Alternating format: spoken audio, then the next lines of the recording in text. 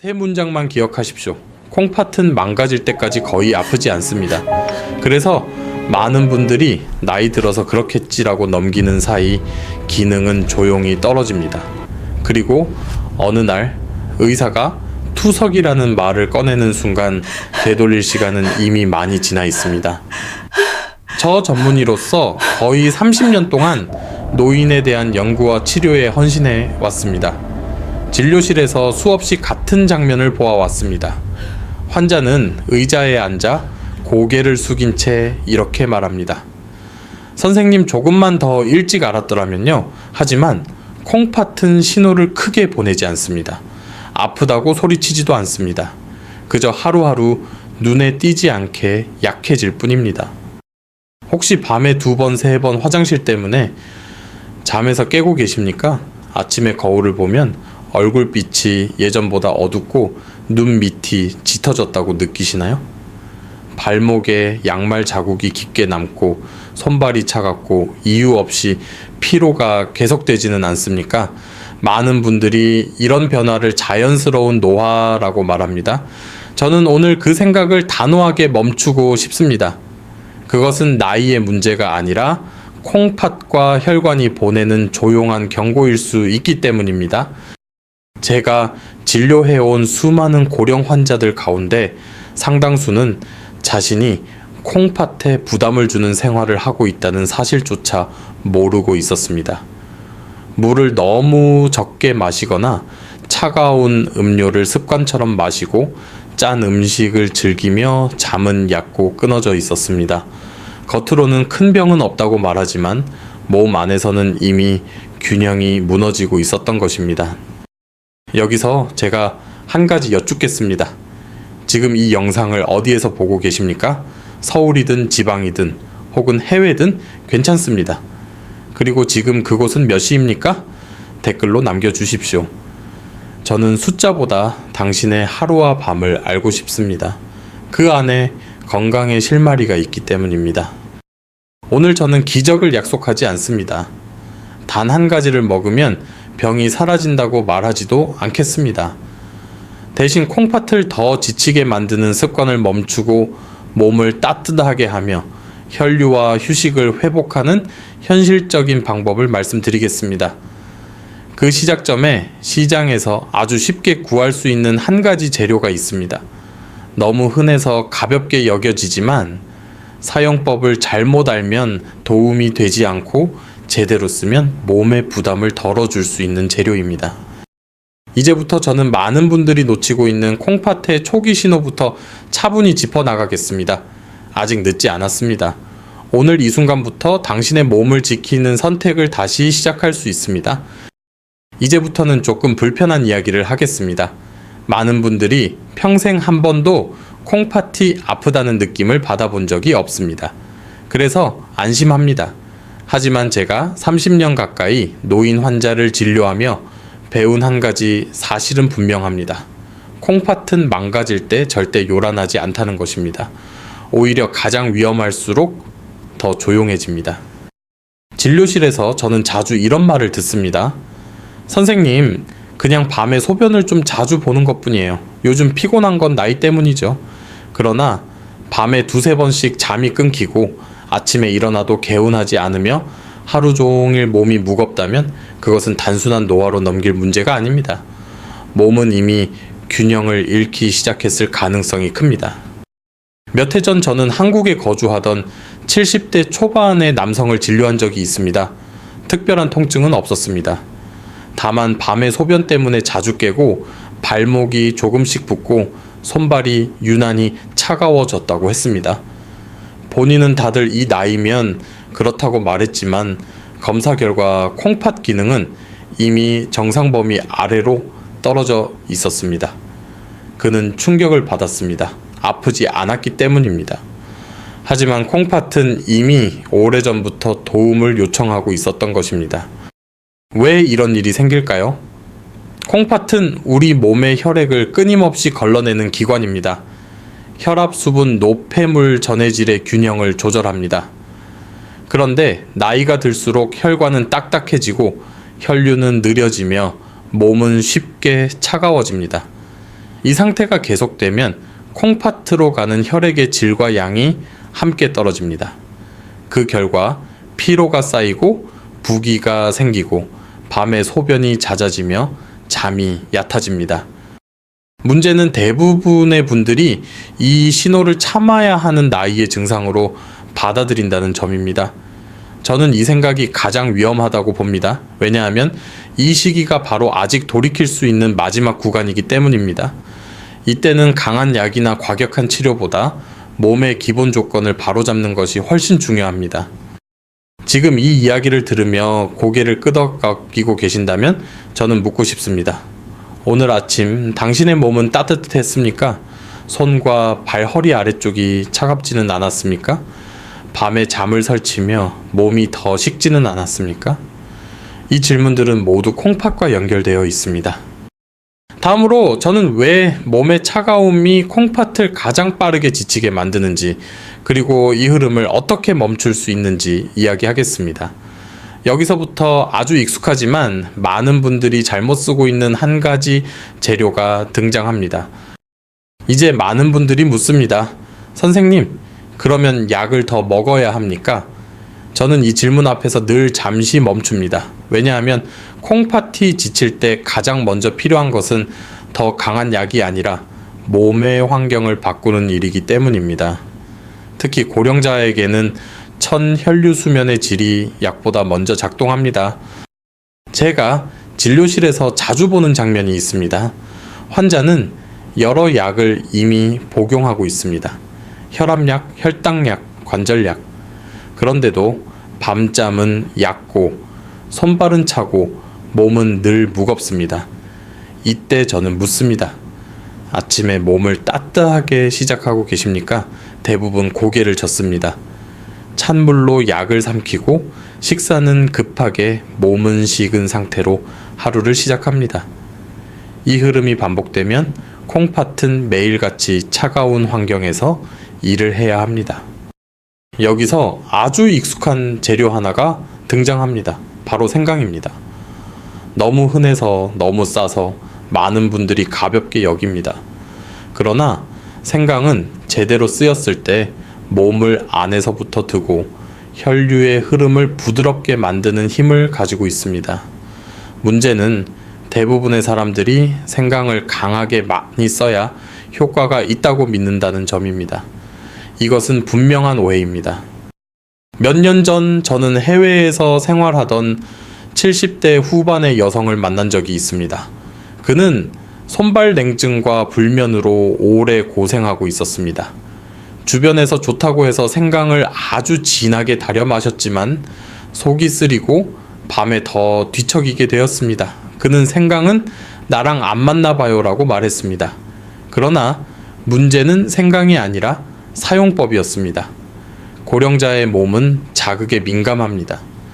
과한 열은 오히려 스트레스가 됩니다. 생강이 주는 이점은 자극이 아니라 조절에 있습니다. 생강의 성분은 혈관을 갑자기 흥분시키는 것이 아니라 굳어있는 흐름을 서서히 풀어주는 쪽에 가깝습니다. 몸이 차가워 혈관이 수축해 있을 때 아주 부드러운 온기를 공급하면 혈액은 조금씩 다시 움직이기 시작합니다.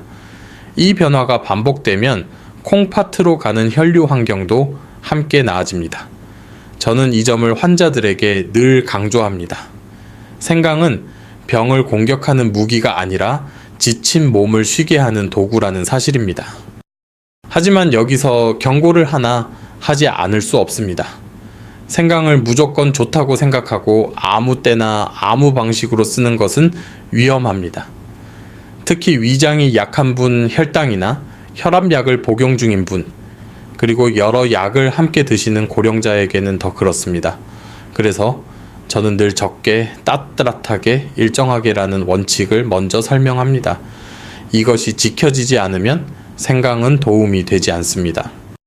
지금 이 시점에서 중요한 질문은 이것입니다. 그럼 어떻게 써야 하는가? 입니다. 다음 이야기에서는 제가 실제로 환자들에게 가장 먼저 권하는 생강 사용의 기본 원칙을 말씀드리겠습니다. 어렵지 않습니다. 오히려 너무 단순해서 많은 분들이 그동안 지나쳐 왔을 뿐입니다. 여기서 저는 반드시 경고를 해야 합니다.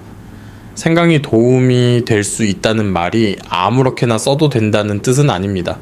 오히려 반대입니다.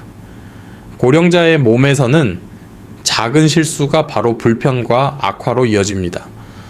제가 진료실에서 만난 많은 분들이 생강을 먹어봤는데 효과가 없었다고 말합니다. 그러나 이야기를 끝까지 들어보면 문제는 거의 언제나 같은 지점에 있었습니다. 가장 흔한 장면은 이렇습니다.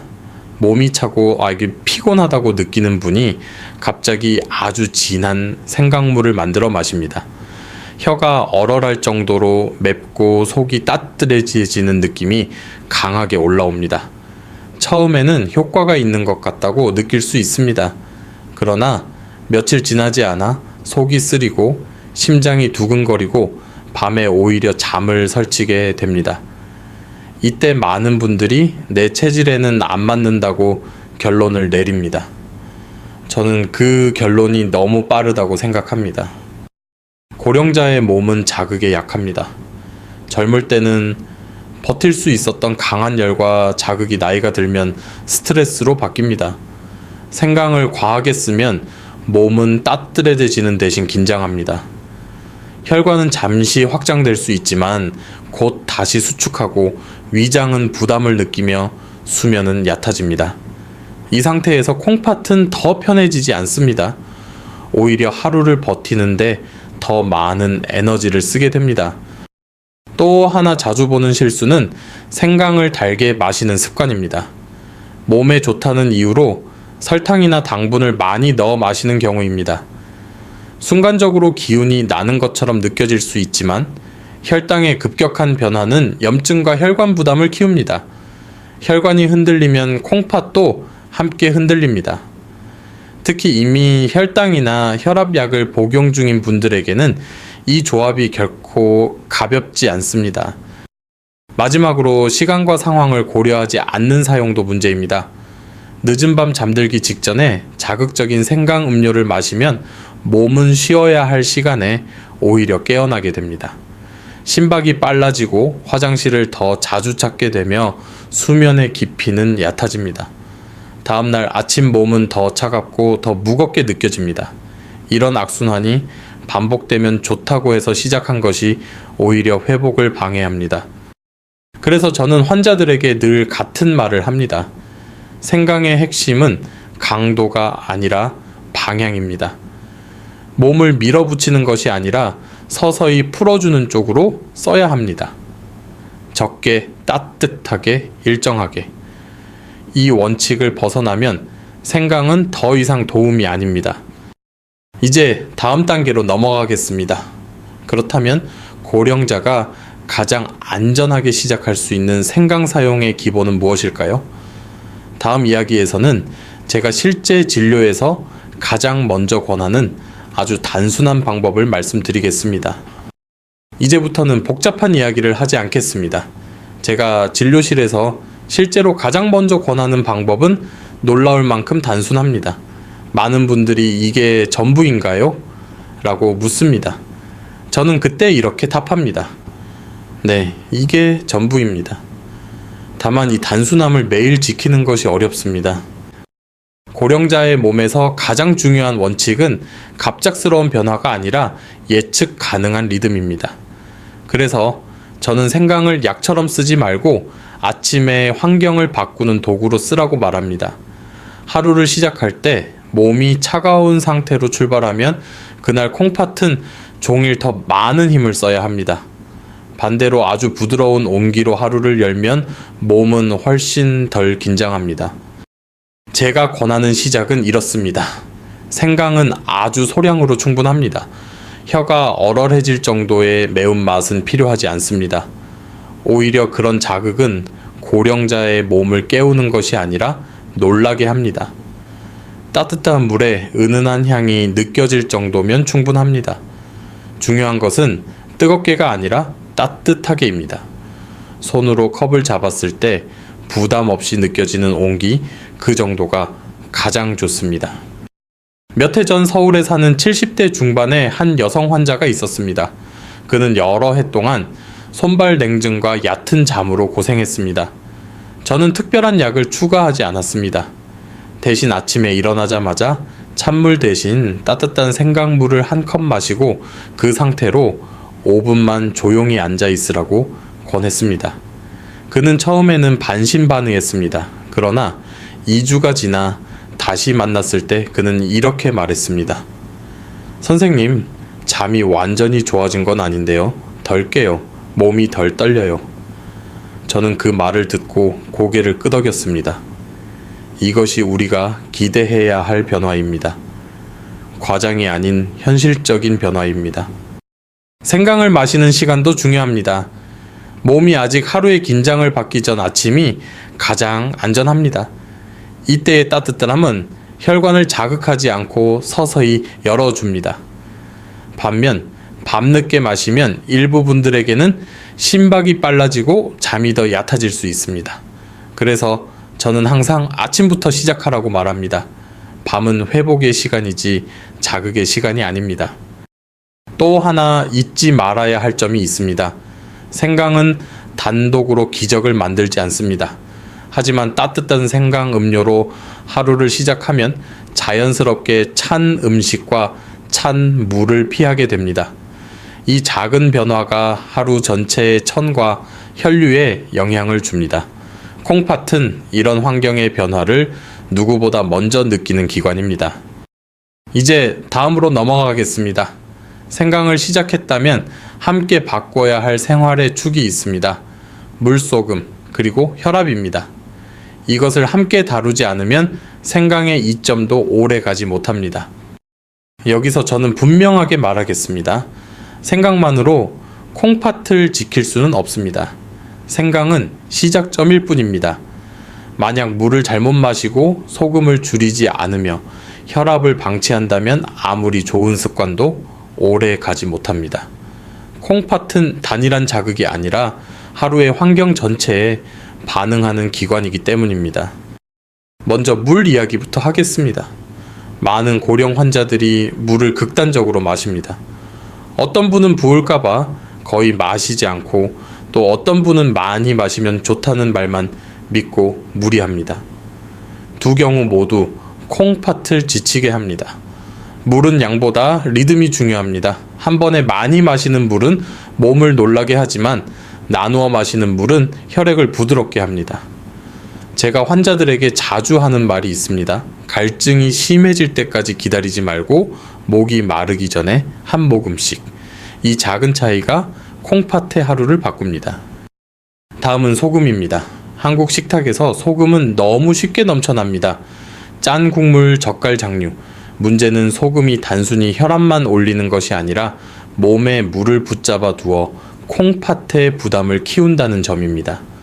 발목이 붓고 얼굴이 무거워지는 날들을 떠올려 보십시오. 그날의 식사가 어땠는지 돌아보면은 답은 대부분 그릇 안에 있습니다. 저는 싱겁게 먹으라고 말하지 않습니다.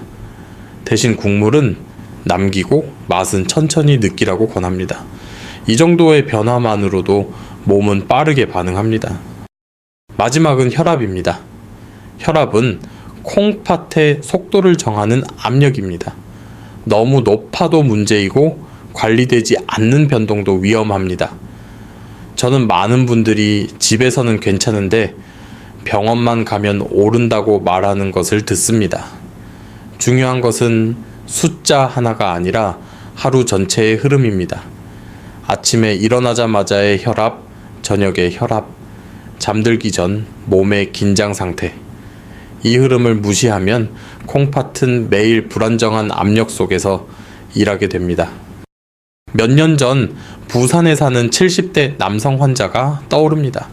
그는 생강을 잘 시작했지만 여전히 국물을 즐겼고 혈압 측정을 거의 하지 않았습니다. 처음에는 변화가 더뎠습니다. 그러나 물을 나누어 마시고 국물 섭취를 줄이며 아침 혈압을 확인하는 습관을 들인 뒤 그는 이렇게 말했습니다. 선생님, 다리가 덜 무겁습니다. 이 말은 검사 수치보다 더 중요한 신호였습니다. 이 세 가지가 맞물릴 때 생강의 온기는 비로소 길을 찾습니다. 몸이 덜 붓고 혈류가 안정되며 밤에 잠이 조금씩 깊어집니다. 콩팥은 이런 환경에서야 비로소 숨을 돌릴 수 있습니다. 다음으로 저는 이런 변화를 실제로 2주 안에 체감할 수 있도록 돕는 간단한 실행 계획을 말씀드리겠습니다. 이제 저는 많은 분들이 가장 궁금해하는 질문에 답하겠습니다. 선생님, 그러면 얼마나 해야 느낄 수 있습니까? 저는 항상 이렇게 말합니다. 콩팥은 하루아침에 망가지지 않았듯 회복의 신호도 조용히 나타납니다. 다만 올바른 방향으로 2주만 가면 몸은 반드시 반응을 보입니다. 처음 며칠은 큰 변화가 없을 수 있습니다. 아침에 따뜻한 생강물을 마시고 찬 음식을 조금 피하고 물을 나누어 마시는 정도만으로는 드라마틱한 느낌이 오지 않습니다. 그러나 몸은 그 순간부터 환경을 다시 계산하기 시작합니다.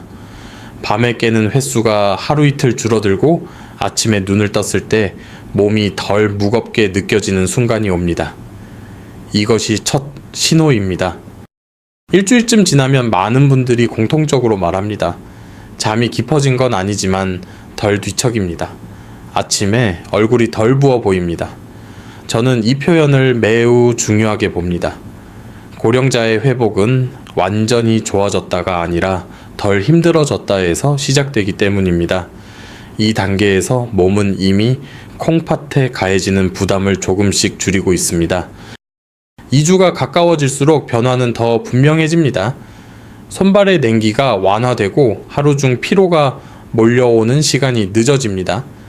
어떤 분은 화장실을 찾는 횟수가 줄었다고 말하고 어떤 분은 낮에 숨이 덜 가쁘다고 말합니다. 저는 이때 항상 같은 말을 합니다. 지금 멈추지 마십시오. 이제 막 길이 열린 것입니다. 제가 이 계획을 권할 때마다 강조하는 것이 있습니다. 비교하지 말라는 것입니다. 옆 사람과 비교하지 말고 어제의 나와 오늘의 나만 비교하십시오. 콩팥은 경쟁으로 회복되지 않습니다. 안정과 반복 속에서 회복됩니다. 이제 마지막으로 제가 30년 동안 진료하며 가장 많이 되뇌어 온 말을 전하고 싶습니다. 회복은 특별한 사람이 얻는 선물이 아닙니다. 몸의 신호를 무시하지 않는 사람이 얻는 결과입니다. 이제 마무리하겠습니다. 오늘 제가 드린 이야기는 약을 대신하자는 말이 아닙니다. 이 영상은 의료 상담을 대체하지 않습니다. 이미 콩팥 질환을 진단받았거나 약을 복용 중이라면 반드시 담당 의사와 상의해야 합니다. 이 점은 분명히 말씀드립니다. 그럼에도 불구하고 저는 희망을 말하고 싶습니다. 나이가 들었다고 해서 몸이 계속 무너져야 하는 것은 아닙니다. 콩팥은 조용하지만 환경이 바뀌면 조용히 반응합니다. 따뜻함 안정된 혈류 깊은 휴식. 이 세 가지가 모이면 몸은 스스로를 지키는 방향으로 움직입니다. 지금 이 영상을 끝까지 보고 계신다면 오늘 밤부터 하나만 바꾸십시오. 찬물 대신 따뜻한 물을 선택하는 것, 그리고 내일 아침 몸을 깨우는 첫 선택을 조금 더 부드럽게 만드는 것, 그것으로 충분합니다. 이 영상이 도움이 되었다면 구독과 좋아요로 저를 응원해 주십시오. 그리고 댓글에 남겨주세요. 지금 당신은 어디에 계시고 그곳은 몇 시입니까? 저는 그 댓글을 하나하나 읽으며 다음 이야기를 준비하겠습니다.